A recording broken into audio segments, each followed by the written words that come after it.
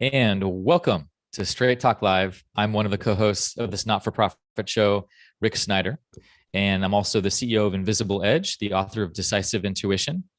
And 18 months we've been, Af and I, who I'm about to introduce in a second, created this show based on really exploring the ideas around human, digital, and social transformation.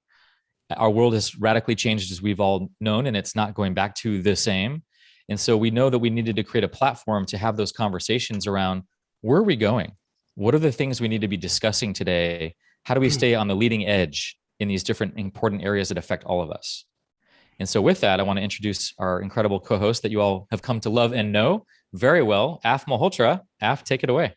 Thank you, Rick. I'm going to start with Oscar Wilde's Be Yourself. Everyone else has already taken a profound quote, because that's what we use as the impetus to build this movement, actually, to a large extent. And it's a bit of an emotional day for us, because two very important things are happening today, one with our guest and one with us. So with us, it's our final show. It is our final show until we come back for another magnificent, exciting season in 2022, in January. And so for the next 3 months, there will be no weekly Thursday, 5 p.m. UK, 9 a.m. PST, 12 p.m. EST, StraightTalk.Live. We will miss it immensely. We are building a whole new brand. We are working on our marketing. We're building and cultivating our community. And so be patient with us. You're going to see loads of new stuff coming out of us through that period. A lot of content, a lot of transcripts, articles, blogs of material we've already produced. And they're nuggets of wisdom in so much of the work that we've already covered. And the second amazing thing is that the guest today is almost pre-launching his work, his book, his memoir, his discourse on business and life, his wisdom. He'll tell you all about it, of course.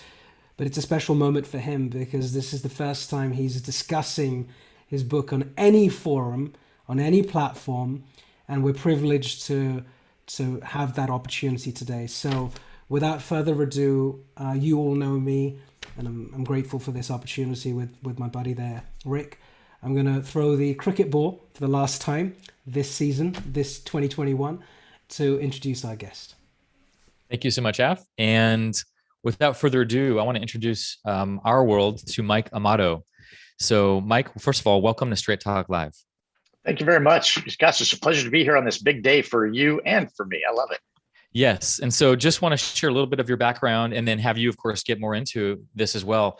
So we all know that you're a professional speaker, advisor, and also recent author of A Better Way to Win, which I believe is coming out in the next 2 to 3 weeks or so. Is that right? Yes, it is. And just looking at your tremendous experience with executive coaching and the work that you've done in the fintech sectors, you're on the board of Tandem Bank. You have been on the board of Santander, and in tremendous experience transforming Barclays as well, amongst many other organizations. I'm an executive coach myself, so this is conversations very close to my heart. In how do you actually lead leaders? How do you transform the conversations that they're having that trickle down to actually make a difference? And not just, the nice thing you paste on your wall, your plaque of your values and your mission, but how is it really lived in a business that makes a real tangible difference? So I can't wait to get into this work with you and this conversation with you more deeply. So once again, thank you, Mike, for being on our show. Absolutely. Thank you. Thank you, Rick. And let's start with, obviously you were attracted to, the banking world, the financial world, but you were also attracted to leadership and to coaching. What about that spoke to you, and how did you know that was the direction that you wanted to go? Great question. Great question. And when I think about the whole issue of how things work. So let's start broad and how a company works, and it's clear that the ecosystem, the culture, is a very important driver, but it's not very well understood what it really means. And I had a boss one time that said, what relevance is leadership? And of course, we all had quick answers, right? But they weren't not very deep. And the question was, what relevance leader? And it haunted me and said, what is our relevance? In other words, if you took all the leaders out, something would occur. And the idea would be, rather than take a random occurrence in terms of how the business performed, what impact is a leader? What are they there for? And the more I got into it, the more my career developed, I realized a lot of people define leadership as a control function. And that begins to divide things. Well, now when you divide things in a culture, in an ecosystem, you now have the beginning of drifting, of drifting of purpose. You have people there, by definition, divided in purpose, which begins to create an ecosystem that's not the one you really intended, or the one you put on the elevator or the lift walls. It's something new. So if you redefine leadership, and I'm intrigued by this and helping people to understand, if you redefine it from a control function to a support function, and there's lots of ways to say purpose-led leadership and generosity in leadership, whatever. The point is that it's a support function. And my best bosses were those who were my Air Force.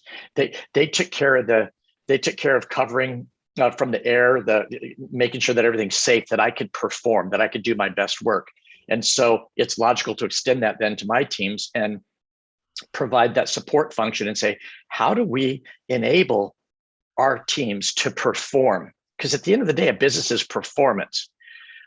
It's not execution. It's not the typical words that we see that drive an outcome. It's actually a performance. And when you get everybody to perform, which is a whole nother topic, but everybody to perform, and you enable that, now it's true leadership. And now you've got an alignment of purpose as opposed to a division of purpose.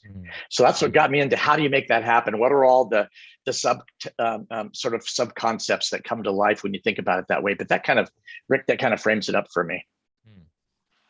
One of the things that I found really unique about your experience, Mike, was, and it's quite rare to find an executive leader who has made some sort of a transition into the world of uncertainty. In other words, the world of startups in whatever capacity.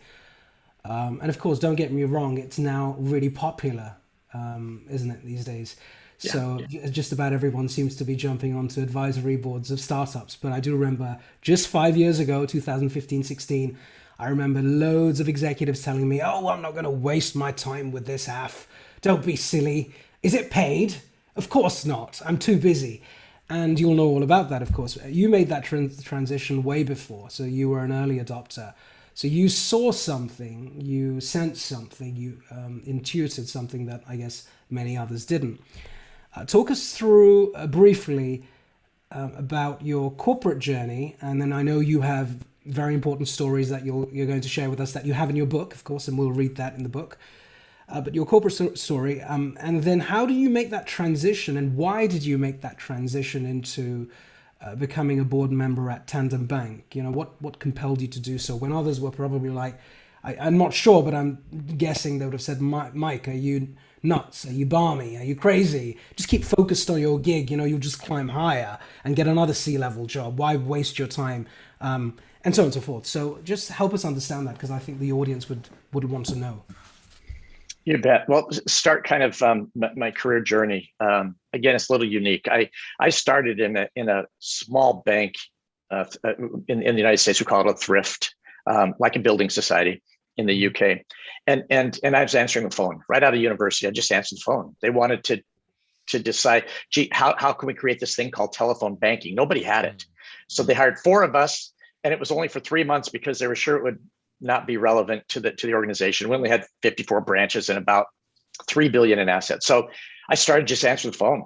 And as the organization, just kind of the right guy at the right company, the organization grew. And we started over the course of 32 acquisitions. We became the 6th largest bank in the United States. Mm-hmm. And I went from answering the phone to 24 years later, became the president of the organization. Mm-hmm. And in that process, it's like surfing on a wave. You can't get out in front of that wave too fast or it'll wash over you. You can't sit back and wait and see how things are going to unfold, or it goes right underneath you.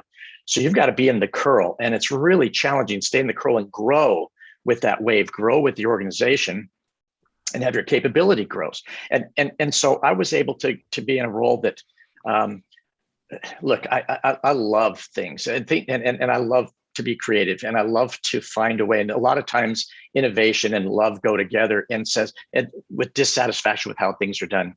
So I'm always kind of pushing to say, are we really doing the best thing possible? And what is our purpose? I always go back to that. What is our purpose? And are we living it? So I was in a role where I had a chance to do that and work with the people part of the business. And I became even more deeply entrenched. And by understanding all the roles on the way up, I knew what leadership did to put barriers for performance and what leadership did to accelerate performance. And so I obviously wanted to do the latter and avoid the former. So it kind of gave me a purpose that aligned me with the people that I worked with. So as the organization grew, we started getting in more and more. The bank wanted to do more and more subprime lending. We started bringing in people from the outside and bringing in different culture. The culture got kind of distorted. The purpose got lost. Mm-hmm. And an example, we started having 3 or 4 investor presentations every week with mutual fund investors or hedge funds or whatever that were talking about what we needed to do differently. So the focus became heavily on shareholder, whereas before it was balancing customers, employees, shareholders, and communities, right? So it became distorted. So my division had not done any subprime lending, and we started talking more and more about doing it. And it just became very clear that my values didn't align. So I left the organization, went to Barclays in London. 2 years later, actually 18 months later, the bank I worked for, Washington Mutual Bank, became the biggest bank failure in the United States. Now, it had nothing to do with me leaving necessarily, but the point of it was that nobody predicted that would happen. I didn't know it, but the drift in values and the bad timing with the chasing subprime lending and chasing ever higher returns just blew up when the housing market blew up. So it's a tragic ending for so many people that I worked with and I loved. In fact, I got a book when I left signed by 1,500 of the branch managers saying, "Goodbye, Mike." And it was really personal message. I have the book in the other room. It's one of my most prized possessions. So I loved them, and it was tragic to see that end. Well, when I went to Barclays, it was an organization that was trying to redefine itself. They'd wanted to grow in the United States, and the analysts said, "Well, if you can't get it right in the UK, how are you going to take the United States?" So they brought a team of us.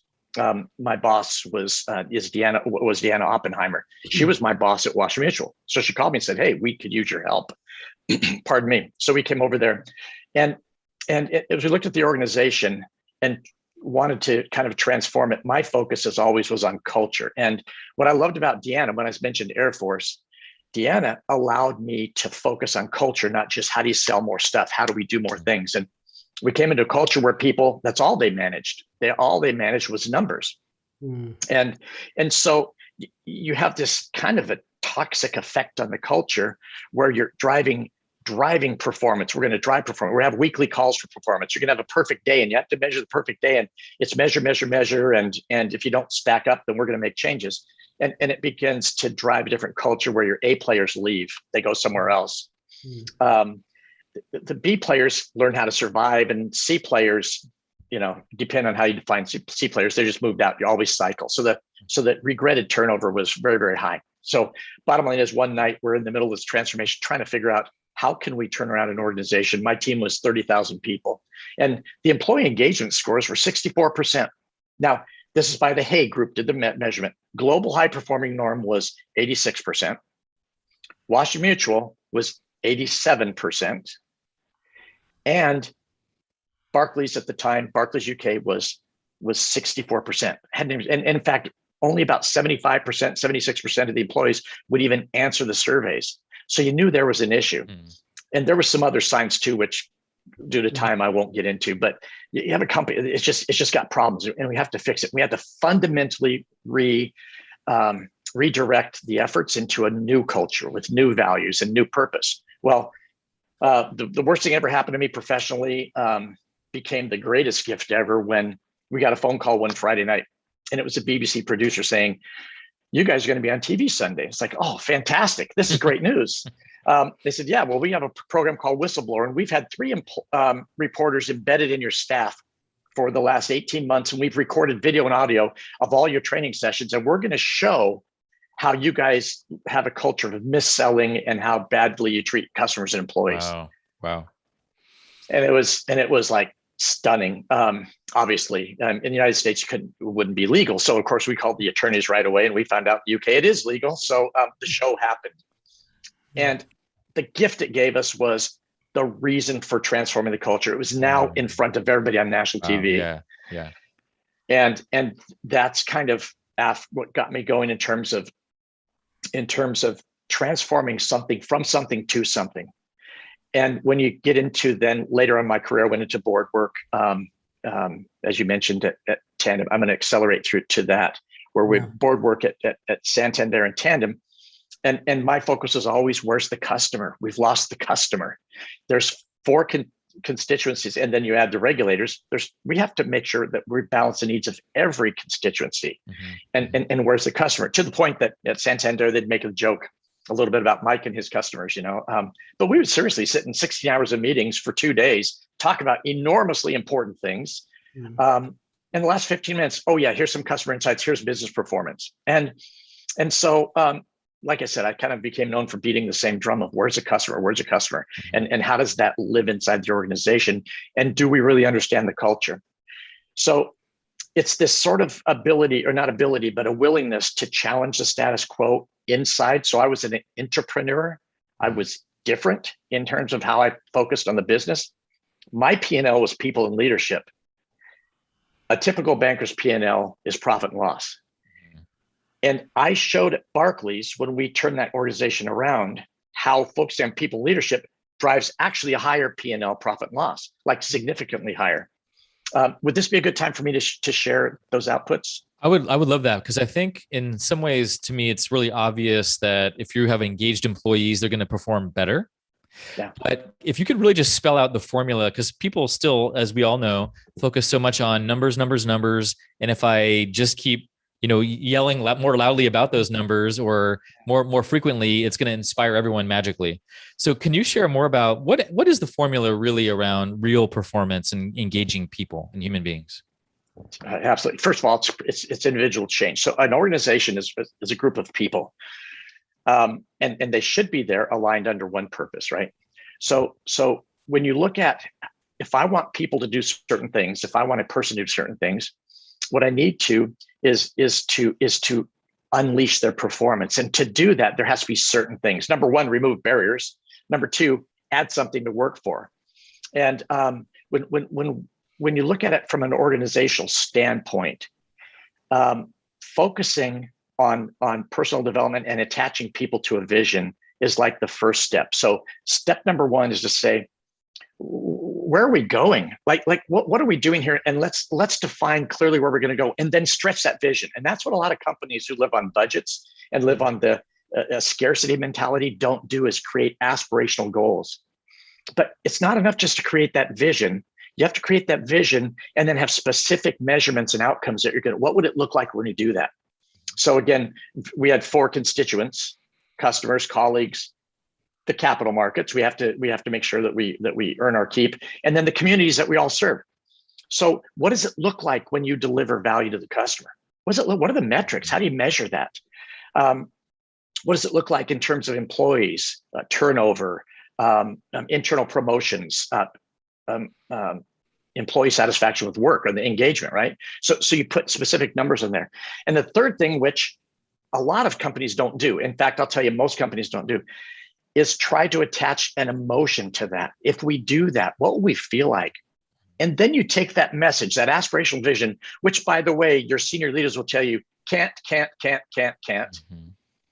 Too high, because they're scared they're going to get goals higher than what they can do, because they want to move from, if I jump 3 inches tall, I want to go to 25% improvement. Okay. Mm-hmm. As opposed to, what could we do if we did all these things? What would it look like? And it's scary. So you've got to create trust, right, in that process. But you've got to attach an emotion to achieving that. What will it look like? And then convert that emotion to each individual person. Mm-hmm. Do you have a feeling that you participate? Do you have a feeling that your contribution is there? Because let's go back to individual performance. Mm-hmm. It's driven by, what do I want from my work? Gosh, guys, I want 3 things. I want to feel like I'm engaged in important work, that we're all kind of doing something important here, especially the newest generations now. Secondly, I want to think that I'm contributing meaningful, that I matter. And third, then I want to be recognized when I do contribute. So if you take that emotion and say, let's create a message and let's create a transformation that touches each person so they know where they fit, then let's overlay that with performance management systems, communications that accelerate the building of trust in the organization, that we're here to succeed, that we serve the brand, not the leader. Big shift. And we start turning that performance loose then, and as people that want to versus have to. So what happened? We went from 7th in the UK to number 2 in terms of customer advocacy, okay? And this was, by the way, in 18 months.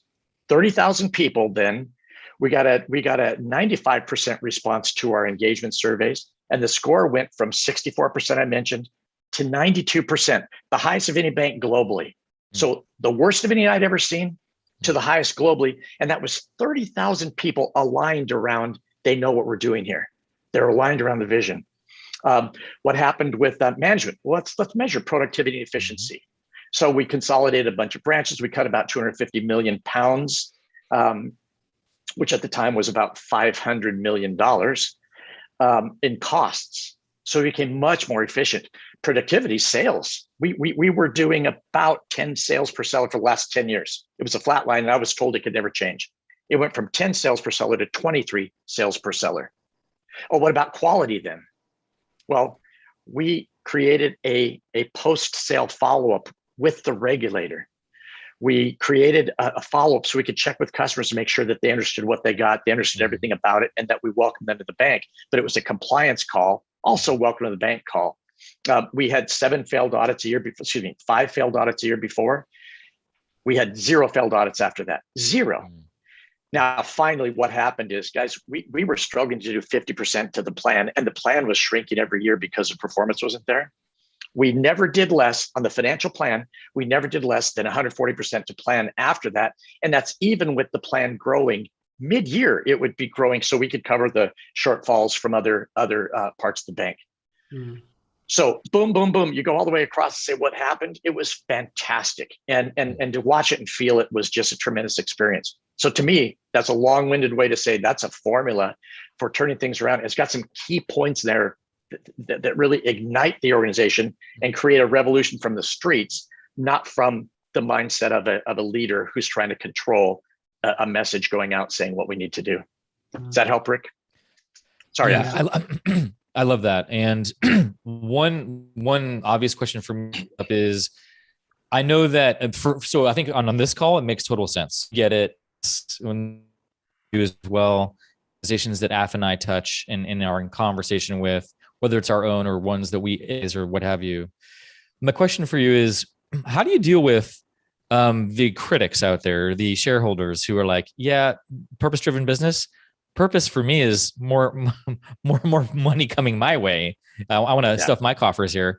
I don't really give a shit about this and that. It feels good. That's nice. And here's what I care about is the bottom line. How do you deal with that mindset? Because I know that's still very prevalent out there. Also, the old guard is still very much in control in many ways at the end of the day. How have you found successful ways of engaging with that mindset? Yes.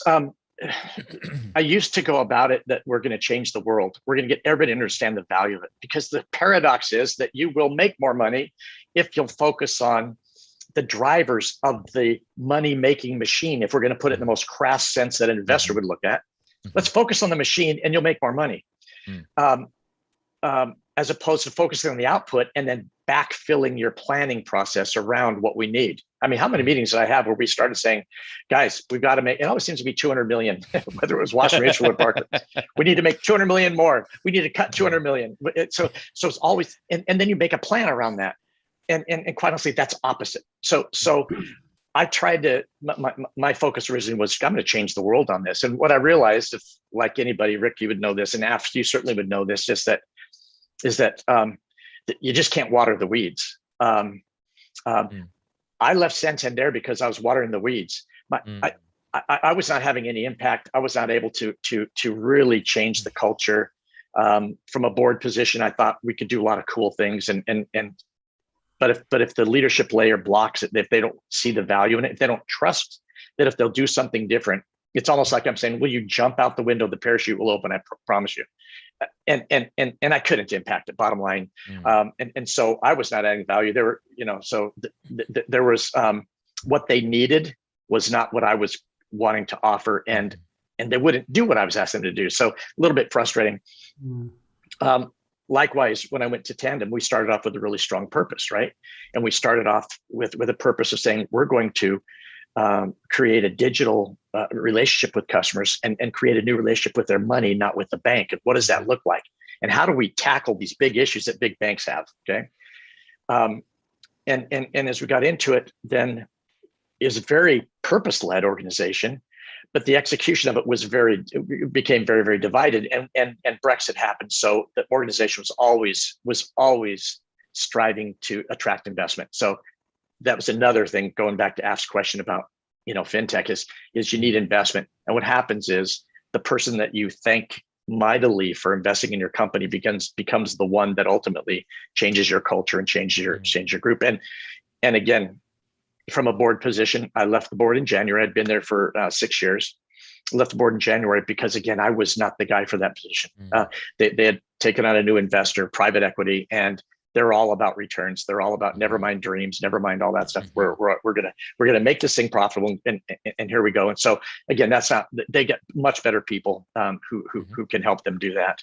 So long-winded way of coming back now to say, what I found is that people that, it sounds ridiculous, right? People that want leaders that understand that they want a different outcome. And if they belief is massively important when you're doing one inside the organization, but it's equally important when you're explaining to a leader in a different way to do things. I want you to believe, and I want you to see the value of it. And what's cool is that I can share the actual ROI of the cultural transformation, the actual ROI of focusing on improving the performance of your team in terms of what it does in terms of making you more money. And so people that listen, gosh, we have a great time and we're able to make a big impact. But if not, we just can't. I'm sorry, but I just don't water the weeds. I think what you're saying is it's a good learning for all of us, actually, anyone listening here, is, no matter how proven the formula, how magical, how unique it is, it could be like a diamond in the rough or a shining diamond. Not everyone deserves to wear it on their finger. And so you've got to be very careful about selection yourself. So, you shouldn't feel disheartened that, oh my God, I've got so much energy and inspiration and I've got the know-how. I have the formula. It's like the cure to cancer. I have it, but no one's listening. But some are, but not everyone. But maybe everyone's not supposed to listen to you at that moment. And that's why timing comes into play, which I'm sure you talk about in your book extensively. That's one big takeaway. I have one more question for you because it's intriguing. How much of what you are today, perhaps I'm taking a punt here, is to do with your educational background or how you were brought up? Because I don't think it's just like, I'm a hardcore capitalist till 29 and then, I got hit by a car and I switched and I'm really good to people. I don't think it's as binary as that. Tell us a bit about your background if you wouldn't mind. Sure. Well, okay. So this is straight talk. So I'll tell you what, guys, growing up, I was lacked direction. I was a horrible student. I never got junior high and high school. I was kind of like one of those people that really quiet in the background, kind of funny, but quiet in the background. I wasn't a star athlete. I wasn't a standout student. I just didn't get it. I didn't have an attachment to the process or anything. And I always think, what was I going to do? And as I grew up, actually, what I did was I played a lot of baseball and stuff, and I had a great family, right? But I had a dad who started literally from the streets, pretty much into creating a family with 5 children, and he had a big job in distribution of the movie business, et cetera. And he taught me how to be street smart. My mom was one of the most intuitive counselors I've ever met in my entire life. And she would talk to me about the deeper issue with regards to emotional control. And she would talk to me about how to reinterpret different situations. So you take a street smart father and you take a mother who is very intuitive in counseling you and saying, look at the bigger game of what's going on. look at what energy does and how we project and what happens when we get returned what we send out. Things like that was like just, and I didn't apply it to school. So what happened was I actually quit after 2 years of community college, and I quit and I went to work for a finance organization. And the minute I walked in the door, I loved it. I loved it. I loved putting on a suit. I loved talking to customers. I loved saying, hey, you've got a problem. We have a solution. Let's blah, blah, blah. And by the time I was 21, I had my own office and I was managing my own office. It's a small one, but the bottom line is it was for me. I mean, I'm telling you, never mind that school stuff. It was for me. Well, pretty hard world after a while. After a while, you kind of get ground into the world of finance is a tough one. And it didn't fit me after 3 years. So I had to grow. My philosophy is a fish grows to fit the pond, right? So I felt like I had grown to fit the pond. And then I went out to bless the world with my presence, and I found out nobody was hiring me. So I went back to university, and now I had to pay for it myself. Now I knew what I wanted. Now I knew kind of how the world worked. And I went from being, below average student to I graduated with honors, and I accelerated my graduation. So I had to finish the last 2 years. Well, I did it in a year and a half. And so my background, it is not formal education. I was just always the seat 1A in the class doing great. It was quite the opposite. And what that did was create an awareness of if I can understand what's happening in me and I can understand how I'm evolving, let's assume to some degree, even people that think they have it together, that I think they have it together, maybe they're going through the same type of issue. So it brings a bit of intuition into the business formula, which paid dividends as I went through my my management and executive from mid management, low management to executive management. It paid dividends because it was just not usual to focus on helping somebody really perform the best. And it's not about being liked. So in a lot of the board work that I've done, people said, well, you're just trying to be liked. Well, the answer, no, it's not about being liked. They know. In fact, if somebody doesn't fit the culture, I always would tell them, be happy and be here. Be happy and go somewhere else. But do not be unhappy and be here because you're going to force me to remove you from the organization, which I don't like to do, but I will do it because you don't fit what we're doing. So very, very direct about that, because I served the brand, not because they were serving me or I served my boss. So these are the things that I brought probably from my parents' coming up. Now, in the first part of your question, you mentioned a lot of this is timing, right? And you said, so sometimes, if there's leaders, I find out the ones that listen the most and are ready to hear some of these messages, that there is a different way to win. And by win, I mean really win, not just compete, win. There's a different way to win. A lot of times it's a new executive going into role and they're trying to assess the organization. They need to do a culture audit. Great. I work with a group called Brands with Values, who does a values audit that's really slick. It's a tremendous tool to help a leader understand what are the gaps between what we say we stand for and what we're actually doing every day. New organization. So when you join a job, when you first join a job, an executive in that position. Second thing is when you have a crisis. So my experience was born from crisis. And this formula that Rick asked about came from, when you have a serious disease, you will change your diet. You will change your health regime. Well, it's the same thing with an organization. When an organization is sick, when you've got a scandal like we did, or some sort of a crisis, it's really important to look at the dysfunction of the organization. And that's the leaders that benefit the most, is when they're willing to say, man, we need to do something different. Because if they don't think they need to do anything different, they will not get anything different. So that's how I tied those two things that are timing, and then also what is it in my background that caused me to look at business in such a different way. Brilliant.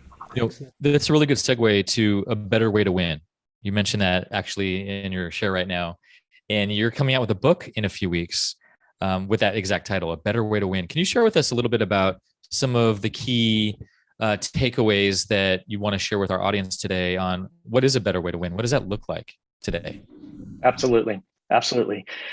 So I called that book Better Way to Win.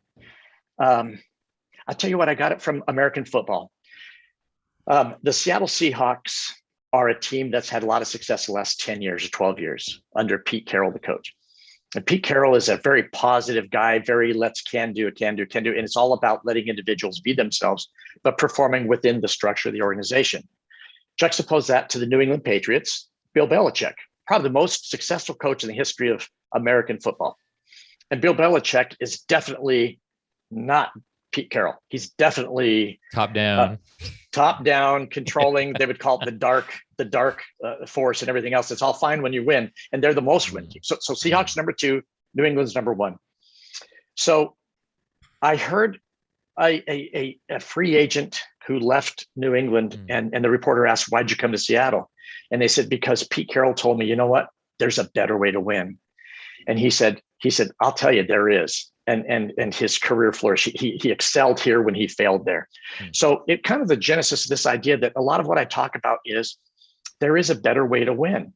Instead of taking profits and backfilling your planning and all your other activities so that they are going to produce that output, we turn it around and say, understand your customer. Understand your customer. That's what fintech has today, that they start with, is a love for customer. They see a problem, say, we're going to devote our lives and our resources to solving a customer problem. Sometimes large organizations kind of push customers aside. In fact, you look at a lot of cool startups that kind of have become like large organizations. Try to get help from Spotify sometime. Check where their customer support. They don't have it. It's a group of other users who answer questions. Well, what does that do? It helps the investors control costs at Spotify. Who are the investors? The same guys that invest in big banks. So it's funny how it changes once the organization grows. But when you take that sort of an issue of a fintech entrepreneur or any tech entrepreneur and say, we're going to solve a problem, they start with the customer. Then we need people to do it. So in a pitch deck, what do you have? You got the team. Why do you, investor, believe that we can accomplish and solve this problem? Well, we know this stuff. We've got this team, and then we have a product that we do. So if you flip that around and say we need to make this much money, you say we need a product, and then we need to price it, and then we need people to sell it, and then we better get marketing to market it, right? And that sounds very familiar probably to everybody on the call. Turn it around and say, we're supposed to be relevant to who? To customers. We kind of know it, but do we live it? We're supposed to be relevant to the people who are helping us help customers. Who are they? What do we do? How do we do that? And we have to do this as an investment or as a farming. I like to use farming analogy. It's an investment in these two things that then begin to say, now leadership, they've got to be relevant. How do we measure their relevance? And how do we challenge leaders? And so you invest in that and you come up with something that actually is far greater than what you thought, with the right mindset, the right communications. As opposed to the previous approach was hunting. Let's go get a customer. Let's go get an outcome. Let's go hunt. And then you hunt, you kill, you eat, and then do it all over again. And so we had, sorry to interrupt there. I Please. just wanted to supplement that point. It's funny you say that. We had Mark Devine and two people who supplement your point, substantiate it. Mark Devine, who is a well-known Navy SEAL, who has written a whole bunch of books, who came on the show right at the beginning, many months back. And then the marketing guru, gosh, the name escapes me now, our friend, Rick, remind me. Oh, is it Brian Collins? Brian Collins. Yeah. And I'll start with Brian Collins. Brian basically said, back to your point, he said, it's the problem with business today, and he's the guy who has essentially super creative brain, did all of the amazing stuff for Spotify. That's what triggered the thought, by the way. So he did a lot of their branding and stuff. But he said something really profound. He said the problem with businesses, before you get to culture, is a vernacular and language. Most of the language is so weaponized. It's so military based, like you just talked about. And from hunting in sales to God knows, there's so many other analogies, I can't think of it right now. We've been trained to use language that is black or white, that's so definitive, and we have to make decisions.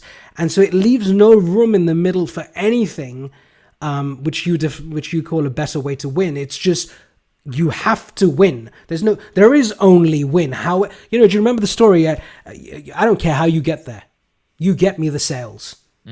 I don't care who you've got to attack and what rules you've got to break. You've got to do the number, Mike, this quarter, because I'm not going back to my boss. The forecast has to be met. It was that much pressure.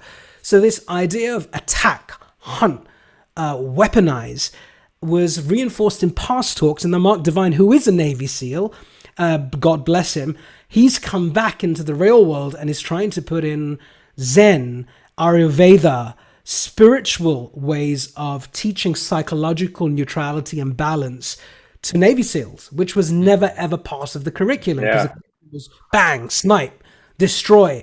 And so I just wanted to interrupt for a moment to let you know that what you're saying has deep meaning for multiple people in multiple industries. It is not the first time, luckily, we've heard it. So please continue, but I just wanted to add that bit there. You bet. I love that, because there's room for love in business. We don't talk about it, but I'll tell you what, if you don't love your customer, how attached are you to solving the problem, which is supposedly why you exist? Yeah. Love your customers, not because they make you money. Love them because you want them to have benefit from the stuff that we do here.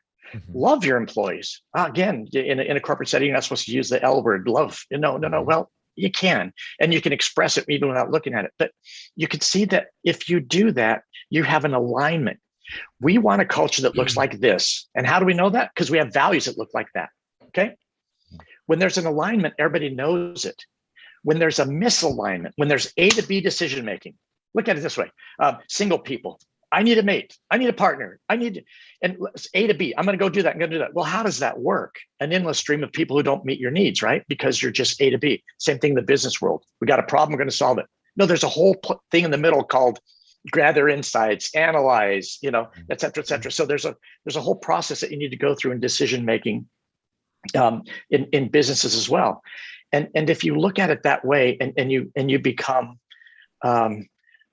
curious as to how we can go this organization and align the values, so it's the intentional culture, the one that we say to investors and on our website, but that people feel it. Like you take an executive who has been known in the company as being a toxic presence, and the company invites them to go away. They decruit this person, and the first thing the CEO does is send out a letter saying, so-and-so has left the organization to seek better opportunities. Can you see the gap start right there? That's bullshit. It's not that you didn't see, you fired that person because they don't live the values. Bang on. Yeah. Go ahead. Yeah. Sorry. And I think people understand the subtext. Any of us who've spent any time in the corporates, we know the corporate language. We know the subculture. So when these words are used, frankly, why don't you call a spade a spade? I mean, you're not going to say, well, I fired Af. You would it's understood that he's not gone on to seek better opportunities. You told him to leave, or he was misaligned with your values, or whatever it may be. And I think that's the problem. I mean, we've been discussing this for about 18 months. And I think what's becoming clear is the inauthentic nature of the corporation is just absolutely exasperating and frustrating for the next generation and for us as people are watching Inside Out. I have one more question then for you, and it's a bit of a straight talk question, and let's cut to the chase, basically. Yeah. Look, 20 years down the line, the big tech organizations are growing in dominance and popularity. Everything technology is really cool for us and for the next generation and for the baby boomers. Heck, everyone's investing in some Bitcoin or crypto, fascinated by the startup, turned on by Revolut and Tandem Bank equivalents, enchanted by lemonade. You cannot stop that. You cannot stop that appeal. And no bank on the planet or no corporation can just run a program and fix customer experience. It's just not going to work. And the reason it's not going to work is because the people who run it, back to your people versus profit, are the wrong people in the wrong jobs at the wrong time. right? And how do we get this damn message across? It's our last episode before next year. And let's just be a little bit honest here. Mike, how do we do it? Because I don't think CEOs of large companies frankly understand. They're listening. And I'm even going to call them, and I quote my friend Dale Kutnick, who's from a very large research organization. I don't want to say that here, just in case it gets tweeted or whatever it may be. But he's said it numerous times to me. He said CEOs don't know what the hell they're doing. We've had consultants advise CEOs. We've got two of you, CEOs of large organizations. We've even had Risha Tobacco-Wala, and I can say this. Risha Tobacco-Wala was on the board of Publicis Group for 34 years. He now writes one of the most popular Substack newsletters, an incredible writer. He said it, quote unquote, on our show, CEOs don't know what they're doing. Don't think for a moment, Af and Rick, that they know what they're doing. So how the hell do we fix this problem, Mike? I mean, your book is a great start, but what are you going to really do if you had a magic wand? Say whatever you want. Say whatever you want. So the problem, what creates those problems as organizations grow and become successful is the investors come in and the investors dictate the return that they want. And the investors have this perspective that is the hunting perspective. I'm going to hunt for profits. Yeah. A management team, again, the investor that you welcome in today is the one that's going to fire you tomorrow. Okay. I've seen it happen. It just happened at Tandem Bank. Okay. They're gone. So you have one chance to continue to keep your dream alive and have it grow and prosper. And that's investor, I won't say investor repellent, but let's call it an umbrella, protect you from investor.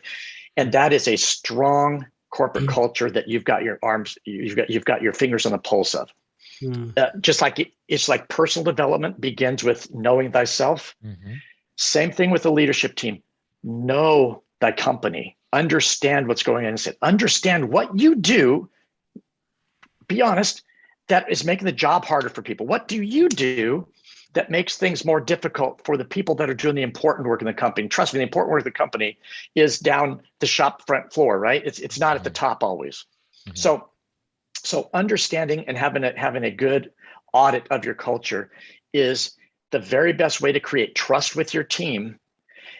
And that makes you irreplaceable because they can't come in and replace you with another person who's control oriented, who's another hunter. You create a level of trust inside, and you create an umbrella for the investors outside, and then you can stay pure to purpose. You grow the organization, you still innovate. But that's the very best thing you can do to repel an external force coming in and saying, "Don't like your plans, not fast enough, not quick enough. Got to jump higher, got to jump farther." And that's the way to repel it.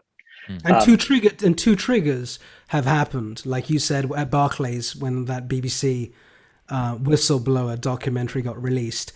The triggers for us, or the compelling events, have been COVID and then the digital revolution. I guess, hopefully, being optimistic, this is, hopefully going to accelerate the process of change in a lot of these organizations. What do you think? Yeah, it says wake up, right? Wake up, because what we're describing here is wake the hell up. Do something different. If you do the exact same thing different, but we're gonna incrementally change something around, you're gonna get the same outcome. You are not protecting yourself as a leader, and because you're not serving the organization.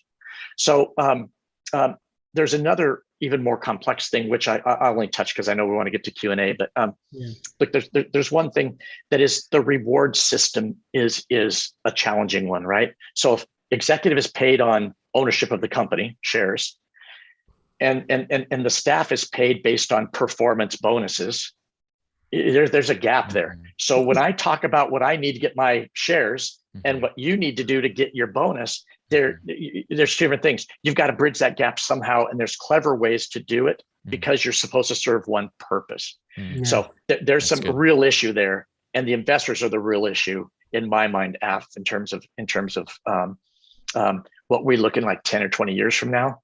You better know your company. You better know exactly and be attached to the purpose of your company and have a level of trust that makes you irreplaceable so you can preserve what you've built.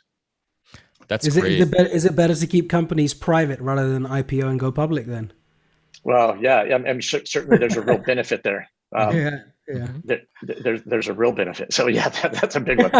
Yeah. No one's ever discussed that, eh? Hypothesis test that. Are Right. private companies more culturally aligned and are employees happier versus When they go listed public. companies? Yeah. Ask Ifinity. Ifinity is a true unicorn. AI profitable billion, 3 billion, 4 billion, or 5 billion pound valuation right now. They're staying private. Now, I don't know when they talked about going public, but they haven't, and they're staying private, and they're solid. But then you're going to line those in a plan that fits underneath the strategy and says, "Gosh, here's what we're going to do," and we're going to do some prioritization of work designed to bring those, to bridge the gap and bring that future into life. So communication is really important, but you've got to watch the executives. It's at the top. Watch them, look them in the eye, and say, are they coming along, or are they nodding and their feet aren't moving? Right. I mean, how many times we all talk to somebody and we see them, okay, yes, yes, yes, but their feet don't move. Yeah. So if that happens, you absolutely must make changes. Invite everybody, but only those that answer the call get to go on. And by the way, I had 12 direct reports when I started at Barclays. Only one was there 2 years later. Only one. Now some left voluntarily because they took my invitation to migrate away. They said, no, this doesn't work for me. And a lot of them have gone on to high success. Fantastic. That's a beautiful outcome. I had to decruit others because they just weren't going. And if I don't hold my team accountable, yelling at them to hold their teams accountable doesn't work. Good management does not start at the level below me. It starts here. So Rick, you have to make those tough decisions. I love inviting everybody. I love opening up to everybody, but very, very in a very, very rapid and deliberate way. You need to decide: is this person really going to be accelerating the vision, or are they going to be minimizing it? Yep, that's great.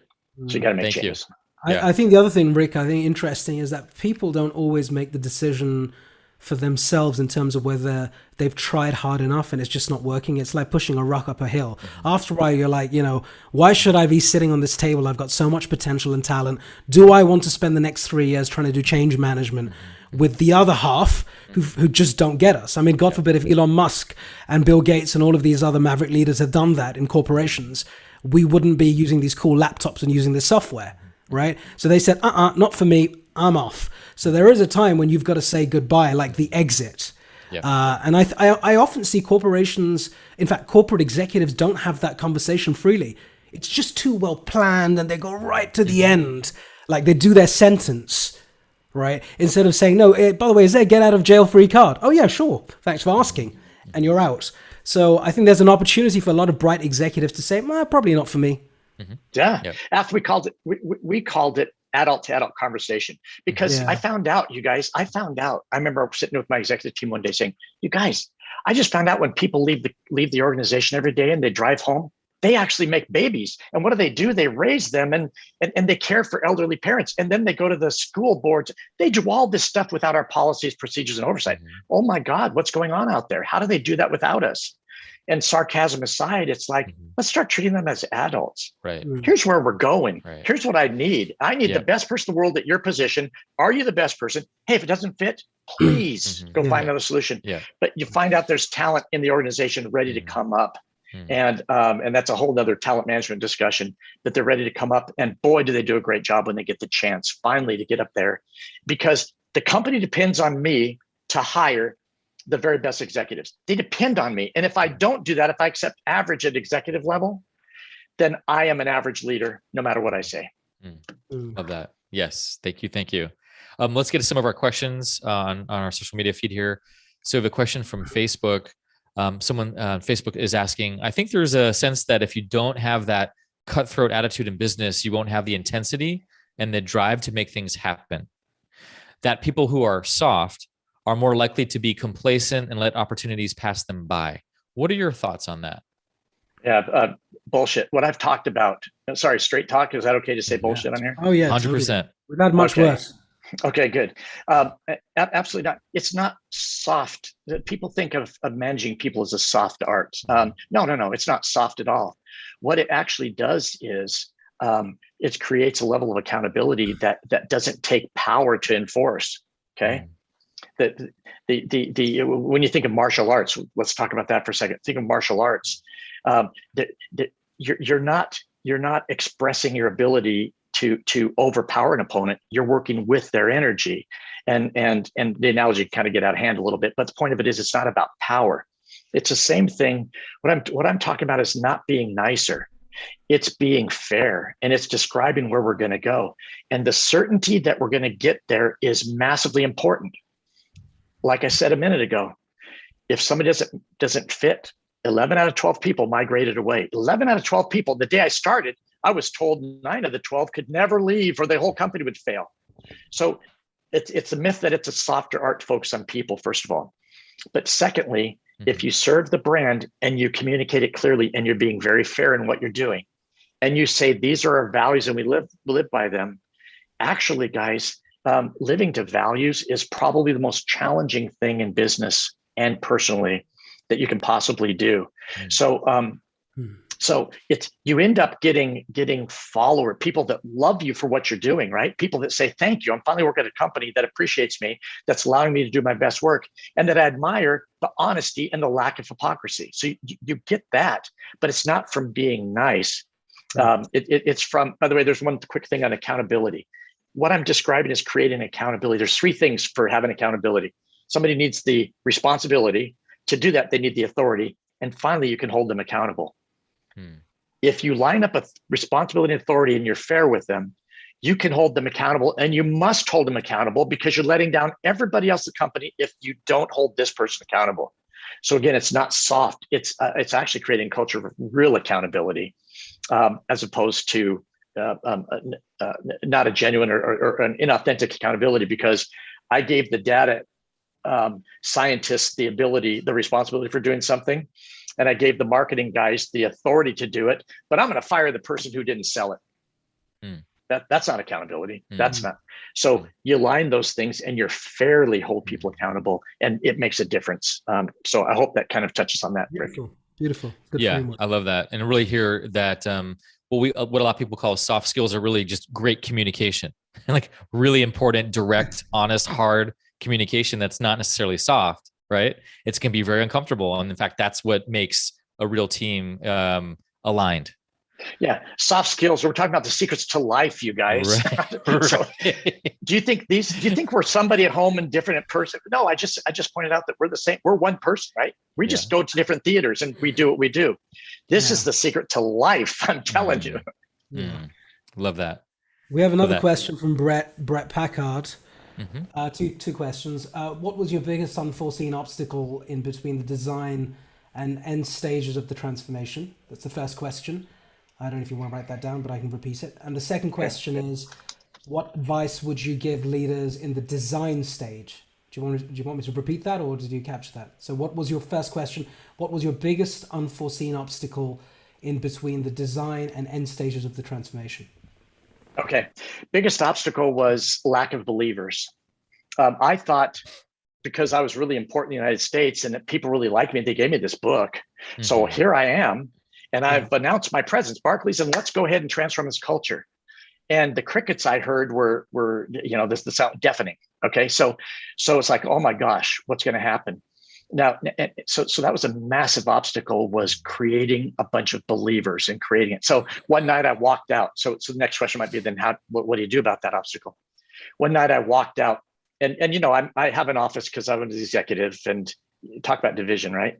And all the other people are lined up in desks, workstations, working out there. And I walk out, the sea of people I don't even know who works for me, who doesn't work for me. I said, who wants to go out for beer tonight? And it was funny. All the British people went. And really? three young Australians raised their hand and said, yeah, we'll go. So we go out, and I'll never forget it. I'll never forget it, because they said, how are you going to do what you keep talking about stuff? We don't work for you, by the way. We work in HR. How are you going to do it? I said, it's just what I do. No, I mean, how? I just do it. We did 32 acquisitions, and I brought people on board, and I brought the organization, and I was the first person to explain our culture. It's culture, you guys. But how? And finally, I shut up and I decided, what are you asking me this for? Well, it turned out that they had some experience in transforming culture, Qantas. And And they said, you know what, you're missing something, because there at Washington Mutual, you had people behind you. You had an organization behind you. You're not even liked yet, Mike. Nobody even knows you. There's nobody behind you. You need a plan. And the transformation plan was born that night on a napkin of saying, you need a future vision. Wow. You need a present situation, and you need a gap that's going to close the two things. And that's what. So I said, tomorrow morning, I'm talking to the head of HR. You work for me, and let's get going. That's awesome. So the three of them, we'd meet at 5:30 every night to 7:30, and we start drafting the plan. Then we started making the group bigger and bigger. So obstacles, believers. The solution was creating a transformation map that aligned people towards that. Second question, Af, can you remind me? What advice would you give leaders in the design stage? I think you sort of answered. Design stage, but it's a really good question. Stretch the vision. Stretch the vision. Quit saying, if I'm here today, then if I did 40%, I'd be leading the industry. I'm going to benchmark between other people. No, if your potential is 2x, commit to 2x. Be brave enough to stretch your vision and start working towards it. You'll be amazed at how the organization grows to that. I'm telling you, trust me on that. So number one, stretch your vision. Number two, one of the key things is to get insights. Surveys do not give insights. Use the words of the people who you've done barriers. You put barriers in front of them. Use their words to populate your message on how today doesn't work. Ask them, sit with them, watch them. That's the two biggest things I could say. And once you have that, you can do something with it. And there's clever ways to get those insights. Like I said, send a survey saying, are you aligned with the vision? And then take a group of people who look at, let's take the bottom three things. Let's fix them. Let's make a campaign. And you guys know campaigns, right?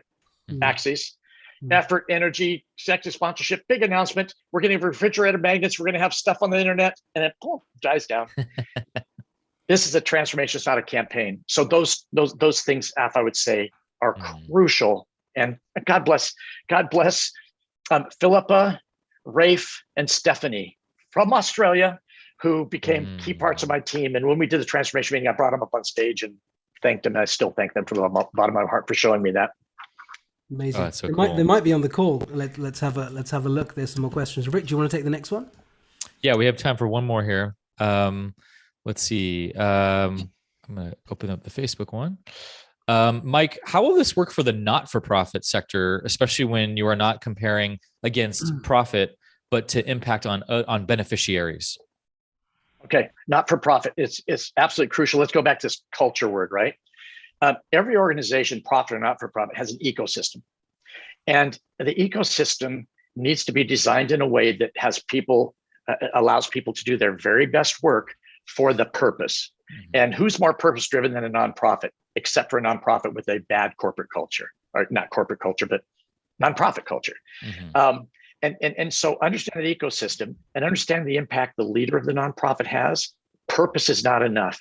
We've got to align the values and align the activities, and recognition, performance assessment, and communication of what we want people to do at this organization are just as important, whether it's for a shareholder share price, whether it's for a financial outcome or not. You serve a purpose. And if anything in a nonprofit, it's vital that you're aligned with who you say you are, with who you really are, and what's on display every day. Again, I go back with brands with values. You literally can take a pulse check of the values being expressed in the company on a regular basis. You can do it it takes 7 minutes, and you can do a pulse check on the values and make sure that we're in alignment. And because leading is like standing on a ball, right? You can never really relax. And so how do you do that? Well, you need information to do that, but that's how it affects a nonprofit. Now, look, I think you're going to wrap up, and there's other questions. So I don't know how you guys have done this in the past, but if there's questions and we want to put them onto your pages, and you want me to answer in writing there, I'll be happy to.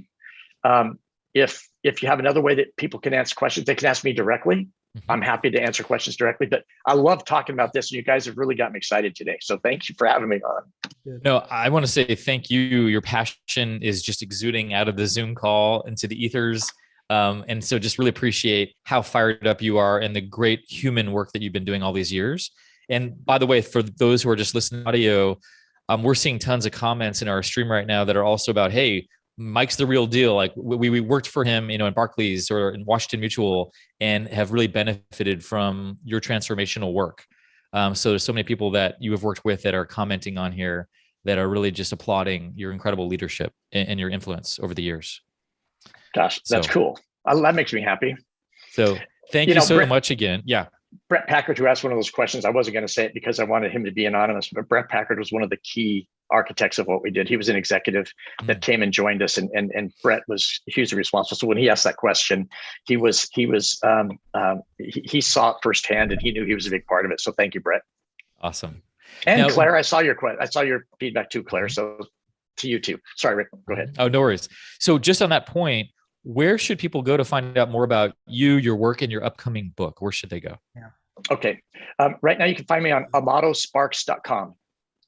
The whole genesis of what I talk about is it takes one small spark just to get things ignited in a company or for an individual, whether it's personal, professional, or in a company setting. So amatosparks.com is where you can find me. Now, look, I've got a Facebook page called Why Not You by Mike Amato. And that's a kind of a personal transformation page. I do a lot of individual mentoring. And the question is, why not you? Let's go. Let's find out how we can help you get what you do. And I do some mentoring. I have a mentoring program that's a blast. We have a blast, and boy, do we measure the results, and the results are phenomenal. So you can find me there. Now, if you're a wine person and you want to ever try Ambassador Wines of Washington, 2005, we started a winery. Just last week, Ambassador Wines was voted one of the top 100 wineries in the world. So we do that on the side. So that's how you can find me in the winery, and you can find me in those two places. And I think my email, you can see my email on my LinkedIn profile. Well, I know Af and I are keen to drink a glass of your wine while reading your upcoming book, A Better Way to Win. And so where can people go to pre-order your book? Should they just go to Amazon or any of the usual suspects? Yeah, exactly. I haven't got that part of it all figured out yet, but for sure Amazon, and it'll be self-published. So it'll be the usual suspects is right. Okay. And what we'll do, Mike, is we're going to put your links on our profile speakers page for you. So when people go to StraightTalk.Live, they can go to Mike Amato, your personal profile page, and we'll get all of your links that you want on there as well. So we'll make sure to communicate that and connect that as well. Really cool, you guys. Thanks so much. And gosh, thanks for having me at your season ending podcast session. And I'll watch with it. I went back and watched several of your previous ones, and you guys are onto something here. So I really look forward to seeing what you come out with Q1 of next year, and be excited to be part of that, whether I'm in the audience or not. So thank you. No, thank you. Well, I have an idea. I'm just going to throw it out there. Maybe the first show we do in the new year, because you would have launched your book by then, and then I guess you would have been, doing a lot more of these during that sort of period. We'd probably love to, if you've got time, love to have you back as one of the opening guests, or close to one of the opening guests, if we can get the dates right. Because it would be lovely to see how the book was received, what you've learned through the process, and maybe pick up on more specific aspects of leadership, because it's so refreshing, really. And you have the respect and credibility and the gravitas, and of course all of your fans have joined the show today, and your sponsors and your friends. So you're a great guy, you're humble, and you've got so much gratitude, and this is the kind of leadership we need for the next generation. So I thank you both. Rick and I thank you sincerely. Before we go, it's a slightly extended show, but why not?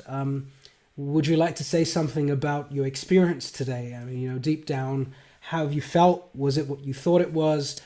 And you sort of alluded to that, but it'd be lovely to have some final sort of words before we close off today from you. Yeah, well, thank you for that. I'll tell you what, first of all, I'm really grateful for the chance to talk about the book before it's launched. I hope to do a lot of these and get the word out there about the book. And so I'm grateful to be and proud to be in your season finale. I think what I really liked, there's so much to talk about, and you guys were really unlocking with your questions. You're unlocking deep content and deep experience. What I like to convey is, it's not my experience is different than just theoretical. it's actually doing it. It's actually being in the role of almost every job in a bank, and knowing what it's like to work directly with customers, and to work in and to kind of come up that career ladder. And I like to bring this to everybody in terms of the energy that it creates. I really appreciated the question about my background and my parents, because obviously I'm a product of a bunch of stuff, mostly good. I'm sure there's probably, if we looked hard, there's something that's not, but no, I'm a product of something. And asking the question on that personal level opens me up to be much more direct, much more honest here. So I love it. And I love Straight Talk Live, the whole concept of just being open. I belong to a group called Punks and Pinstripes, which is entrepreneurs and how do entrepreneurs succeed in an organization of pinstripes. And we talk very openly, very become vulnerable. And you guys have allowed that today. So I actually feel very attached to your podcast. I can't say organization, but to what you guys are doing, just because you've allowed me to be vulnerable and invited it and let me say the L word, that I love the people I worked with, and I love working with a purpose, and I love being here today. Oh, thank you. Thank you so much for that. And we want to invite you to be part of our STL. We have a WhatsApp group with past speakers and some of our top raving fans that are amazing conversations that happen on there. It's a very live channel. So we'd love to bring you on that mix if you're open to that as well. Right on. So thank you again, Mike, for your time and your energy and passion and what you're doing in the world. Any ways that we can continue to support your work and your wine and your books and your work, let us know. And also just the Straight Talk fans out there, thank you so much for being part of our journey these first 2 seasons. From the moments of really COVID in March when we launched to where we're at today in this interesting world that we're still co-creating together. So thank you all. And Af, any final words? Just feelings mutual, and I feel slightly nostalgic about the fact that we're not going to be doing this every Thursday, and but I feel very excited about what's coming next year. The weeks will just fly by, and it's going to be another momentous sort of revolution, I think, next year with StraightTalk.Live, because we're going to do what we do today, but with much more depth and a whole new set of minds that we'll get to discover and uncover. So I'm really excited. I urge you all on this call, a lot of people who know Mike as well, you are veterans in the industry, please jump on www.StraightTalk.Live. It's totally not for profit. We don't make any money. It's self-funded, no sponsors. It's a mission. It's a revolution. We have thousands of listeners now, fortunately. We have a lot of work to do, though, still, and we need your communities and your networks to help us do that. So please join the community for free, and we'll keep sending you clips, video, replays. We're going to be on YouTube permanently now from 2022 onwards. So really gracious and grateful for everything that we've been blessed with. And thank you, Mike. Thanks, Rick, for being a true friend and a partner. And I'm looking forward to seeing you in London, where we'll talk, hopefully, with a glass of Ambassador of Mike's. Yeah. We definitely need to get hold of that wine. So all right, it will happen. Mike, that's your responsibility. You're accountable for that. You have the authority. Okay. I love it. We're letting the present and the future. We're going to bridge those visions right now. All right. Thank you all. Let's stretch it. Let's make 2 bottles. Let's stretch it a little bit. Love it. All right. Thank you all, and keep straight talking out there, and we'll be in touch soon.